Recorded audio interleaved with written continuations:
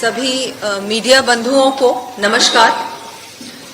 माननीय मुख्यमंत्री श्री भजनलाल जी शर्मा की अध्यक्षता में आज आयोजित की गई मंत्रिमंडल की बैठक में कर्मचारी कल्याण, पत्रकार कल्याण, सौर ऊर्जा और प्रदेश के विकास से जुड़े महत्वपूर्ण फैसले लिए गए। सबसे पहले मैं शुरुआत करूंगी उद्योग से, क्योंकि हम सभी जानते हैं कि दिसंबर में राइजिंग राजस्थान होने जा रहा है और एक विकसित राजस्थान बनाने की ओर हमारा प्रदेश चल पड़ा है। और आज एक बहुत महत्वपूर्ण रिप्स 2024 को मंजूरी दी गई। प्रदेश में नए निवेश को प्रोत्साहन देने के लिए कैसे हम नया इन्वेस्टमेंट लेके आ सकते हैं, ईज ऑफ डूइंग बिजनेस कैसे और अच्छी बना सकते हैं। हर प्रकार से कोई भी अपना अगर बिजनेस स्थापित करना चाहता है, इंडस्ट्री लगाना चाहता है राजस्थान में, संभावनाएं बहुत है। हमारे नेचुरल रिसोर्सेज की कोई कमी नहीं है, टूरिज्म में बहुत संभावनाएं हैं, मैन्युफैक्चरिंग में है, हमारे यहाँ एग्रीकल्चर भी बहुत बड़ी मात्रा में है। तो इन सब चीजों को कैसे आगे बढ़ाया जा सकता है, ज्यादा से ज्यादा इंडस्ट्रियल यूनिट्स को हम कैसे प्रोत्साहन दे सकते हैं कि वो राजस्थान में आए और अपनी इंडस्ट्री स्थापित करें। इसमें रोजगार को भी बहुत बढ़ावा मिलेगा और रिप्स 2024 में एमएसएमई सेक्टर से लेकर नए उभरते हुए क्षेत्रों में निवेश को आकर्षित करने के लिए जरूरी प्रावधान किए गए हैं। साथ ही ग्रीन ग्रोथ बहुत आवश्यक है, हमारे पर्यावरण का ध्यान रखना भी बहुत जरूरी है। और हर प्रकार से रिप्स 2024 में स्टैंडर्ड सर्विसेज पैकेज के तहत जैसे इंसेंटिव दिए गए हैं, निवेश की न्यूनतम सीमा 50 करोड़ रुपए से घटाकर 25 करोड़ रुपए कर दी गई है। पर्यटन इकाइयों के लिए इसे और भी कम करते हुए 10 करोड़ रुपए किया गया है। जैसा कि मैंने कहा, टूरिज्म की बहुत संभावनाएं हमारे प्रदेश में और इसमें इस रिप्स पॉलिसी में इस पे बहुत अच्छी तरह से ध्यान भी दिया गया है, फोकस भी किया गया है। ज्यादा से ज्यादा इन्वेस्टमेंट आए इस क्षेत्र में भी। नए उभरते हुए क्षेत्रों की सूची का विस्तार करते हुए इसमें एरो और स्पेस, रक्षा, ड्रोन, सेमीकंडक्टर्स, एग्रीटेक और वेस्ट जो वेस्ट रेजोल्यूशन होता है जैसे क्षेत्रों को शामिल किया गया है। हमारा वेस्ट मैनेजमेंट भी इसमें लिया गया है, कैसे उसका भी ध्यान रखा जाए, क्योंकि इंडस्ट्रियल वेस्ट बहुत होता है तो उसको भी ध्यान में रखना जरूरी है। 1 करोड़ रुपए से कम का एलिजिबल फिक्स कैपिटल इन्वेस्टमेंट करने वाली एमएसएमईज को भी रिप्स के दायरे में लाया गया है। प्रदेश के हित को ध्यान में रखते हुए राज्य सरकार के विजन और बजट 2024-25 की घोषणाओं के अनुरूप रिप्स 2024 में हरित विकास, ग्रीन ग्रोथ, निर्यात संवर्धन, एक्सपोर्ट प्रमोशन और क्षमता विकास, कैपेसिटी बिल्डिंग पर विशेष फोकस किया गया है। नए यूनिट्स लगाने और पहले से चल रही इकाइयों को प्रोत्साहन देने के साथ साथ उन मौजूदा उद्यमियों को भी रिप्स 2024 के लाभ प्रदान किए जाएंगे। जो कि हमारी 6 यूनिट्स हैं, उनको भी ध्यान में रखते हुए फिर से रिवाइव किया जाएगा, जो हरित विकास में निवेश कर रहे हैं और पहली बार निर्यातक बन रहे हैं। रिप्स के अंतर्गत लगने वाली इकाइयों की परिचालन लागत को कम करने के लिए भूमि और बिजली के संबंधित FOP, factors of production incentive शुरू किए गए हैं।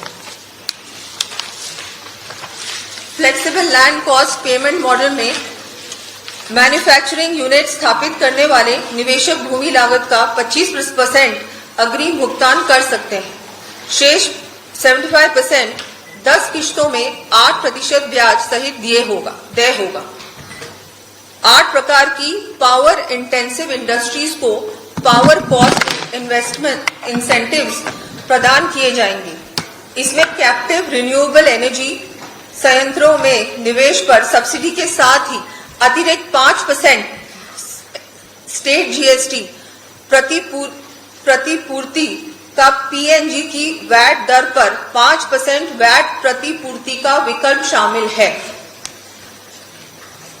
एमएसएमई सेक्टर में युवाओं को अधिक रोजगार प्राप्त होने की संभावनाओं को देखते हुए इनके लिए स्टैंडर्ड मैन्युफैक्चरिंग पैकेज की तुलना में ब्याज छूट का लाभ अधिक अवधि 7 वर्ष के लिए दिया जाएगा। खादी, ग्रामीण, पर्यटन और कृषि एमएसएमई के लिए अतिरिक्त लाभ दिए जाएंगे। इसी प्रकार एमएसएमई के लिए स्टैंडर्ड विनिर्माण पैकेज और स्टैंडर्ड सेवा पैकेज की तुलना में निवेश सब्सिडी का लाभ अधिक अवधि 10 वर्ष के लिए दिया जाएगा। स्टार्टअप्स और को प्रोत्साहन देने के लिए महिलाओं द्वारा संचालित स्टार्टअप्स को 2 साल के लिए 100% स्टेट जीएसटी की प्रतिपूर्ति प्रदान की जाएगी। ये बहुत बड़ा कदम है। महिलाओं को प्रोत्साहन देने के लिए, आत्मनिर्भर बनाने के लिए हमारे मुख्यमंत्री जी ने बहुत बड़ा फैसला लिया है। विशेष निवेशों, मार्केट इन्वेस्टमेंट्स के लिए राजस्थान की कंपेटिटिवनेस बढ़ाने के लिए 3,000 करोड़ रुपए के निवेशों पर 5 गुना इंसेंटिव्स प्रदान किए जाएंगे। इसमें अन्य राज्यों की तुलना में प्रतिस्पर्धता में सुधार हो सकेगा। मैं आप सभी को कहना चाहूंगी कि इतना बड़ा काम होने जा रहा है, राजस्थान आगे बढ़ रहा है हर प्रकार से। हमारा राजस्थान बहुत जल्दी अन्य राज्यों की तुलना में अब ऐसा स्टेट बनने वाला है जहां ज्यादा से ज्यादा इन्वेस्टमेंट होगा, रोजगार बढ़ेगा और हमारी इकोनॉमी भी बढ़ेगी। एक बहुत खुशखबरी मैं देना चाहूंगी सभी पत्रकार बंधुओं को। हमारी सरकार का स्पष्ट रूप से ये मानना है कि आमजन में जागरूकता लाने वाले हमारे पत्रकार की महती भूमिका होती है। दूर दराज में रहने वाले गरीब और वंचित वर्ग को सरकारी योजनाओं को, विकास कार्यक्रमों का लाभ मिल सके, इसके लिए आप सभी पत्रकार साथी निरंतर प्रयासरत रहते हैं। ऐसे में पत्रकार साथियों को और अधिक प्रोत्साहन देने के लिए बजट घोषणा 2024-25 के अनुरूप राजस्थान प्रेस प्रतिनिधि अक्रेडिटेशन नियम 1995 में संशोधन का निर्णय लिया गया है। इस संशोधन के द्वारा स्वतंत्र पत्रकार के एक्रेडिटेशन हेतु न्यूनतम आयु 50 वर्ष से घटाकर 45 वर्ष की जा रही है तथा न्यूनतम पत्रकारिता अनुभव 25 वर्ष से घटाकर 15 वर्ष किया जा रहा है। मैं आप सभी को इसके लिए बहुत बहुत बधाई देती हूँ। ये एक बहुत बड़ा काम है, बहुत आवश्यक था। हमारे जर्नलिस्ट को, हमारे पत्रकार बंधुओं को आगे बढ़ाने के लिए आपको हमारी सरकार कैसे और सपोर्ट कर सकती है, उसके लिए मैं हमारे माननीय मुख्यमंत्री जी ने आज कैबिनेट में और सभी कैबिनेट के हमारे मंत्रियों ने इसका फैसला लिया है और इसका बहुत बड़ा ये जो काम हुआ है। मेरे सभी पत्रकार भाइयों का लोकतंत्र को जीवित और समृद्ध रखने के लिए चौथे स्तंभ का और लोकतंत्र में आमजन की आवाज बनकर सरकार के ध्यान में अनेक महत्वपूर्ण मुद्दे लाने वाले सभी बंधुओं का बहुत बहुत धन्यवाद और आभार की आज ये खुशखबरी आपके लिए जैसा भी बताया गया। इसके अलावा कैबिनेट में आज ये माना गया कि प्रशासन और सरकार के लिए हमारे कर्मचारी सबसे महत्वपूर्ण कड़ी होती है। योजनाओं की क्रियान्विति, सरकार के निर्णयों की क्रियान्विति, आमजन और सरकार के बीच में सामंजस्य और आमजन को उसकी अपेक्षा और आशा के अनुसार रिजल्ट मिले, इसलिए हमारे कर्मचारियों को बहुत बड़ा रोल होता है। चाहे हमारे सदुच्चरी कर्मचारी हो, विभिन्न विभागों में अलग अलग नाम से, कई ड्राइवर, कई वाहन चालक, कई वाहन चालक, कई और नाम से जाने जाने वाले हमारे कर्मचारी हो, हमारे स्थानीय निकायों में सफाई कर्मियों की भर्ती के अवसर हो और हमारे मंत्रालय कर्मचारी जो आपके आसपास मिलते हैं, इससे संबंधित कुछ महत्वपूर्ण निर्णय लिए गए। सदुच्चरी कर्मचारी में हमेशा आज तक की योग्यता 5वीं और 8वीं थी और भर्ती के अलग अलग प्रक्रियाएं थी। इसको कंसोलिडेट करते हुए हमारे यशस्वी मुख्यमंत्री का तो एक फोकस है कि हमको इस साल 1 लाख की भर्ती के टारगेट से अबव जाना है और भर्ती में आरोप नहीं लगे, असमंजस की स्थिति नहीं रहे। और एक निश्चित प्रक्रिया के तहत भर्ती उसी के निर्णय लिया गया है कि अब चतुर्सेवी कर्मचारी की भर्ती में 10वीं पास की योग्यता होगी और इसकी भर्ती राजस्थान कर्मचारी चयन बोर्ड के द्वारा की जाएगी और वो लिखित परीक्षा करके खाएंगे। लिखित परीक्षा होगी, अपने आप अपनी योग्यता के अनुसार आएंगे और राजस्थान कर्मचारी चयन बोर्ड करेगा, वो अपनी प्रक्रिया के अनुसार करेगा। हमारे जिसमें भी वाहन चालक है उनके अनेक विभाग का अलग अलग नाम है, उन सब का एक नाम पर कर दिया है वाहन चालक ड्राइवर, और वो वाहन चालक भी अब 10वीं पास होगा और इसकी भर्ती भी इसी जो मैंने अभी बताई उसी प्रक्रिया के तहत राजस्थान कर्मचारी चयन बोर्ड द्वारा किया जाए। इतना ही नहीं, ये हमारे हमने मोटे मोटे तौर पर आंदोलन किया है तो हमारे चतुर्सेवी कर्मचारियों को करीब 7,000 के आसपास की भर्ती होनी बाकी है। इतना आंदोलन तो दिन होता है, 8 महीने रिटायरमेंट भी होते हैं और कार्ड हो जाता है, परीक्षा होती रहती है। तो मोटे मोटे आंदोलन के अनुसार करीब 7,000 की भर्ती हमको करनी है और ये जो दूसरे हमारे वाहन चालक के स्थानीय भर्ती निकाय है उसमें भी करीब 23,000 के लगभग 23,850 जो आंदोलन किया है के अनुसार भर्ती होनी है। और स्थानीय निकायों में इस सब को मिलाकर हमारे जो टारगेट उसको 1 लाख को अचीव करने के लिए निर्णय लिए। हमारे जो कर्मचारियों का भर्ती बोर्ड इसके अलावा जो विभिन्न निकाय इसकी सफाई कर्मियों की भर्ती भी अनेक बार विभाजित रही और इसका विधानसभा में आपने हमारे मंत्री जी का सुना था, कितनी बार भर्ती हुई थी, भर्ती हुई, उसमें भी निर्णय लिया गया है कि हम लोग उसमें निश्चित प्रक्रिया के तहत सफाई कर्मियों की सभी भर्ती उनकी 2 साल के सफाई के अनुभव के आधार पर भर्ती करें और वो निश्चित प्रक्रिया के तहत होगी। हमारे मंत्री कर्मचारी जो है उनका L15 था, उसको हमने L16 कर दिया है ताकि उनको भी उनकी योग्यता के अनुसार मानदेय मिल सके। और इसमें हमने Rajasthan government secretary Rajasthan ministerial and class 4 service rule 2024 में कार्मिक विभाग की हमारी जो अधिसूचना थी 27/6/2024 को जारी की थी और उसी के अनुरूप हमने इसमें 2 वर्ष के छूट का अनुभव दिया है, उनको रिलैक्सेशन दिया है ताकि वो इसके अंदर आ सके। ये हमारे कर्मचारियों से संबंधित महत्वपूर्ण निर्णय है। इसमें एक निर्णय हमारे पास और आया है जो हमारे पंचायत राज के जो हमारे कर्मचारी ये अलग अलग विभागों में, इसमें भी अलग अलग पद नाम थे। कई जगह पर हमारे पंचायत राज विभाग में सहायक प्रोग्राम अधिकारी था, लेखा अधिकारी था, लेखा सहायक था, समय प्रशिक्षण था, इन सब काम एक परिणाम करके इसकी भर्ती की लिखित परीक्षा के माध्यम से राजस्थान कर्मचारी चयन बोर्ड द्वारा की जाएगी। इसको भी निश्चित किया है, आरोप प्रत्यारोप नहीं लगे और एक ही परिणाम के माध्यम से भर्ती की जाएगी। ये हमारे कर्मचारी कल्याण से हमारा मेन टारगेट है हमारे यशस्वी मुख्यमंत्री का कि हमारे कर्मचारियों का भी उतना ही आमदनी के साथ साथ कर्मचारी हमारे हैं और उनका भी कल्याण से संबंधित होना है। इसके अलावा सौर ऊर्जा हमारे ये जैसा मैंने पिछली बार भी 2-3 में आपसे निर्णय किया था हमारे लिए महत्वपूर्ण है।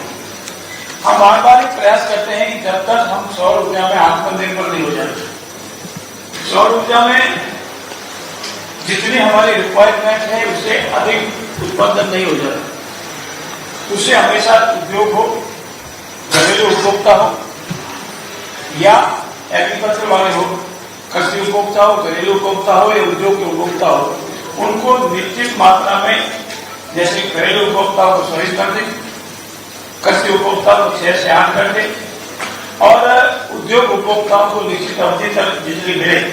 इस समय में हमारे लिए राजस्थान में सौर ऊर्जा हमारे लिए सबसे अधिक पोटेंशियल है, सबसे अधिक हम उसका कर सकते हैं।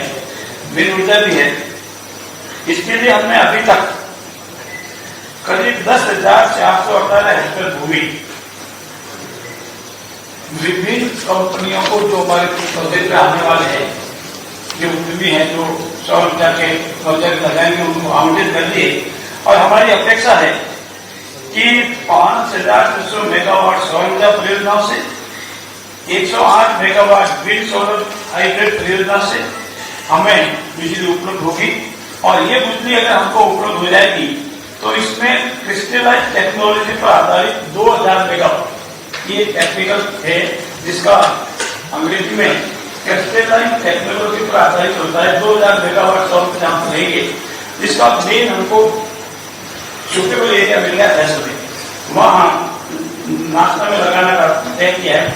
और क्रिस्टलाइज टेक्नोलॉजी ट्रैक्टर जो होता है, ट्रैक्टर जो घूमता वाला है, उसमें भी 1500 मेगावाट की सौर ऊर्जा हमारे जैसलमेर में लगेगी।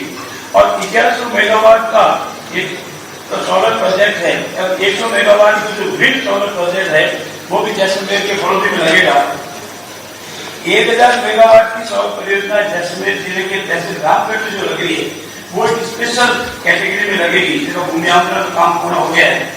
और इस तरह से विद्युत उत्पादन में हम आत्मनिर्भर बने, चाहे वो सौर उत्पादन हो, चाहे विद्युत उत्पादन हो, या जो हमारी प्रोजेक्ट में इकाइयां चल रही इसके माध्यम से हो। और इस तरह से हमारे पूरे एक फोकस है कि हम हमारे प्रदेश को विद्युत उत्पादन में, सौर उत्पादन में, या भी स्वास्थ्य हो कि सौर उत्पादन में, बिजली उत्पादन में आत्मनिर्भर बने। इसके लिए बार बार हमने जमीन अलॉटमेंट का इश्यू आता है तो अलॉटमेंट करते हैं, उनको कानूनन जितनी फैसिलिटी हम दे सकते हैं उसकी फैसिलिटी देते हैं। उनसे हम ये एग्जामिन करते हैं, उससे लिखते हैं कि आप टाइम से अपना प्रोजेक्ट शुरू करोगी। और उसमें एक निर्णय हम ये भी करने जा रहे हैं कि गरीबी खत्म नहीं, खेजड़ी हमारी बचे, वो हमारे राजस्थान की लाइफ लाइन है खेजड़ी। और खेजड़ी करने से अनेक लोगों को आपत्ति भी होती है, आपत्तिवादी भी है। ये भी तय किया जा रहा है, अभी तय हो जाएगा कि हम जितने पेड़ काटने आवश्यक हो तो ही काटे, तो भाई खेजड़ी हो या कोई पेड़ हो हम नहीं काटे, ऐसी व्यवस्था करें। उन डॉक्यूमेंट से भी हम ऐसी अपेक्षा करते हैं, उसको लिखित में भी नहीं सब लोग जल्दी तय करेंगे कि वो पेड़ नहीं काटे। अगर पेड़ काटना बहुत जरूरी हो गया है तो उसके 10 गुना अधिक पेड़ लगा दो, उसको संग्रहित करें और गरीबी बढ़ाए। ये भी मोटे मोटे तौर पर निर्णय लिए गए हैं। इसके अलावा इसमें करीब 12,000 करोड़ रुपए का निवेश होने की पॉसिबिलिटी है। और लिग्नाइट आधारित हमारी जो परियोजना है उसको भी आगे बढ़ा है। इसमें हमारा शेयर 74% है ताकि हम अपने कंट्रोल में रह सकें। और लिग्नाइट आधारित 3x मेगावाट लिग्नाइट काफी योजना है, उसमें भी 2000 मेगावाट बिजली को मिलने की पॉसिबिलिटी है। और तीसरे जो हमारे संयुक्त उद्यमी है NTPC, जिससे आपको परिचित है, और RBONG से भी आप बताए, जिसमें हमारी 50% शेयर है, 50% शेयर उनका, 50% हमारा है। और वो भी हमें 660 से लगाकर 800 मेगावाट अधिक ये बिजली देगी। और इस तरह से हम सब मिला दें तो ये थर्मल हमारा 2023 पहले से ही दे रहा है और ये हमारा खुद का है। और इस तरह से हम आज की तारीख में हम कोशिश करते हैं आने वाले 2025 तक राजस्थान बिजली उत्पादन में आत्मनिर्भर हो जाए, सभी उद्यमियों को उनकी आवश्यकता अनुसार बिजली मिले, हमारे काश्तकारों को दिन में 6 से 8 घंटे बिजली मिले, हमारे घरेलू उपभोक्ताओं को पूरी तरह से 24 घंटे बिना इंटरेस्ट के, बिना किसी कटकटाव के, बिना इंटरेस्ट के बिजली मिले। ये मोटे मोटे तौर पर आज हमने तय किया, जो मुख्यमंत्री की अध्यक्षता हमारे कैबिनेट मीटिंग हुए। मेरा आप सबसे अनुरोध है कि आइए हम सब मिलकर इस समृद्ध और विकसित राजस्थान के भागीदार बने। ये हमारा प्रदेश है, हम सब के गौरव का प्रदेश है, और हम सब मिलकर के हमारे मुख्यमंत्री जी का जो सपना है कि हमारा प्रदेश एक समृद्ध और विकसित प्रदेश अन्य आधुनिक राज्यों से भी आगे जाए। और यशस्वी प्रधानमंत्री का सपना है अमृत काल में हमारा देश एक विकसित और समृद्ध देश बने, राजस्थान समृद्ध और प्रदेश विकसित बनेगा, तभी बनेगा। आप सबका बहुत बहुत धन्यवाद। मैडम एक सवाल, मैडम जिन कंपनियों को जमीन अलॉटमेंट करिए आप सरकार सकते क्या रखेंगे?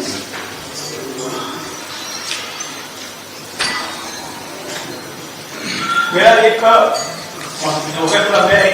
पुनः आपसे एक विषय का और निवेदन करूंगा हमारे यशस्वी मुख्यमंत्री जी का बार फोकस से मैंने आपसे निवेदन किया कि हमको 5 साल में 4 लाख और इस साल में 1 लाख, और इसके लिए हमने पूरी कोशिश की है। जैसा मैंने अभी आपसे निवेदन किया 60,000 हम भर्तियां इसी साल जो हमारे चतुर्थ सैनिक कर्मचारी है उनके निकालेंगे, 3,000 अन्य जो मैंने बताए।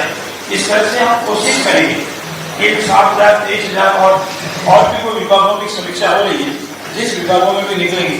मेरे स्वयं के विभाग में भी 1500-1600 की वैकेंसी भी हम वितरण कर रहे हैं। तो हमारा टारगेट है, हमारे यशस्वी मुख्यमंत्री जी का विश्वास है और उनको रात इस बात में लगे हुए हैं। संकल्प है उनका कि हम एक साल में 1 वर्ष में 1 लाख भर्ती कर रहा है तो इससे ज्यादा ही भर्ती करें और अन्य विभागों में दूसरे जो प्राइवेट सेक्टर है उसमें भी रोजगार के अवसर उपलब्ध है। मैडम आईफा लेके आए हो आप, तो ये जो हो रहा है राइजिंग राजस्थान, इसमें पर्यटन को तुम विशेष महत्व देंगे क्योंकि सबसे ज्यादा पर्यटन ही राजस्थान में। जी नहीं, बिल्कुल जैसा कि मैंने कहा कि रिप्स पॉलिसी 2024 में बहुत ज्यादा फोकस है, टूरिज्म पे भी है। हमारी टूरिज्म की इकोनॉमी और भी आगे बढ़ सकती है, संभावनाएं बहुत हैं और सभी संभावनाओं को हम लोग एक्सप्लोर करेंगे। ज्यादा से ज्यादा इन्वेस्टमेंट आए और ज्यादा से ज्यादा कैसे हम टूरिज्म क्षेत्र में और लोगों को प्रोत्साहन दे सकते हैं, ईज ऑफ डूइंग बिजनेस कर सकते हैं, उस पर पूरी तरह से ध्यान रखा गया है। आगे आने वाले समय में और भी पॉलिसीज आएंगी, टूरिज्म की भी आएगी, उसमें और आईफा बहुत बड़ा जो ये काम हुआ है। मैं हमारे माननीय मुख्यमंत्री जी का धन्यवाद देती हूँ कि उन्होंने पूरा ये देखा कि ये बहुत बड़ा काम हमारे राजस्थान में, ये बहुत बड़ा अवार्ड शो जो विश्व स्तरीय अवार्ड शो है, ये राजस्थान में मार्च में होने जा रहा है। 25 साल आईफा के हो जाएंगे, वो भी सेलिब्रेट कर रहे हैं उनके 25 साल। और हमारे राजस्थान में इतना बड़ा एंटरटेनमेंट इंडस्ट्री का अवार्ड शो नहीं हुआ। इससे टूरिज्म बढ़ेगा और न केवल टूरिज्म, लेकिन जैसे फिल्म शूटिंग्स हैं और भी अलग तरीके के लोग एक हाँ मैं ये भी कहना चाहूंगी, इसमें अभी से नवंबर से लेके मार्च तक इनके बड़े बड़े सेलिब्रिटीज, मूवी स्टार्स और इनके एंटरटेनमेंट इंडस्ट्री के जो बड़े लोग हैं वो लोग आएंगे राजस्थान और हमारे राजस्थान को प्रमोट करेंगे। हम लोग प्रयास करेंगे कि अननोन डेस्टिनेशंस में ये लोग जाएं और उसके बारे में चर्चा करें और ये वर्ल्ड वाइड पब्लिसाइज भी हो। तो हमारे लिए तो बहुत अच्छी बात है, राजस्थान के लिए एक बहुत बड़ी उपलब्धि। किरोड़ी लाल जी ने क्या सुझाव दिया? देवाराम जी आज कैबिनेट की बैठक में कोई महत्वपूर्ण सुझाव दिया हो किरोड़ी लाल जी ने? अब मैं जी देखिए, जो मैं बात कर रही थी, जितने भी इन्वेस्टर्स हैं जिन्होंने पहले अपनी यूनिट लगाई, पिछली सरकार में विशेषकर ये हुआ, बहुत सारे एमओयू साइन हुए लेकिन धरातल पे नहीं उतरे और कुछ लोगों ने अपनी इंडस्ट्री शुरू भी कर दी, पर जो उनको सपोर्ट सरकार से मिलना चाहिए था वो नहीं मिला। उनको भी हम प्रयास करेंगे, अगर वो इच्छुक हैं तो, कि दोबारा से उनकी जो उनका यूनिट है वो दोबारा से चल पड़े, अगर वो चाहेंगे तो। किरोड़ी लाल जी ने कोई महत्वपूर्ण सुझाव दिया आज की बैठक में, लंबे समय बाद बैठक में? किरोड़ी लाल जी हमारे मंत्रिमंडल के वरिष्ठ सदस्य हैं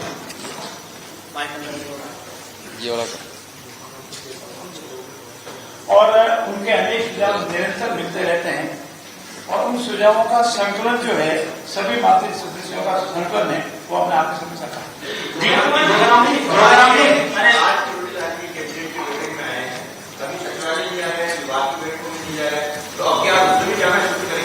मेरा आप सबसे अनुरोध है कि वो, जैसा हमारे प्रदेश अध्यक्ष जी ने आपने सबसे अनेक बार कहा है, वो अपना काम निरंतर रहते मंत्री कर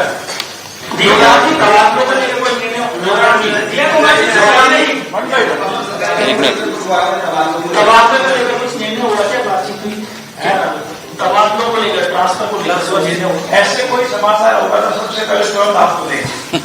जी का एक सवाल है, आपकी विभाग में वित्त विभाग है, संविदा कर्मचारी को सुसाइड करना पड़ता है, 3 दिन में तो सैलरी नहीं मिल रही है। क्या प्रदेश की वित्तीय हालत खराब है? 3-3, 4-4 महीने सैलरी नहीं मिल पा रही है, हाईकोर्ट उसको सुसाइड करना पड़ रहा है और फिर सुसाइड के बाद आपका विभाग रातों रात आदेश निकाल रहा है। ऐसे सभी विभागों में हालत स्थिति खराब है, 3-3, 4-4 महीने सैलरी नहीं मिल रही है। चाहे कोई सा डिपार्टमेंट ले लो, आरजीएचएस ले लो, चाहे प्रधानमंत्री आवास योजना ले लो, हम सब तरह की खबर लगाने के लिए आपके विभाग की कोई समझ हो रही है? ऐसा तो नहीं है। मैं आपको कुछ 1-2 बार ऐसे अगर कहीं भी हुआ है तो तुरंत हम लोगों ने उनको जो भी सहायता सरकार दे सकती थी, सरकार ने तुरंत वो किया है। और जो फाइनेंशियल सिचुएशन की बात आप राजस्थान की कर रहे हैं, वो मैं कहूंगी कि पिछली सरकार ने जिस तरह से रेवड़ियां बांटी उसका परिणाम है। तो सैलरी को मिल रही 3 महीने बिल्कुल मिलेगी, बहुत जल्दी इन सब समस्याओं का समाधान निकलेगा। हम लोग जब से आए हैं तब से पूरी आर्थिक स्थिति को संभालने का पूरा प्रयास हम लोगों ने किया। अगर आप ये वीडियो YouTube पर देख रहे हैं तो हमारे चैनल को सब्सक्राइब करें और बेल आइकन को दबाना ना भूलें। अगर आप Facebook पर ये वीडियो देख रहे हैं तो हमारे पेज को लाइक करें।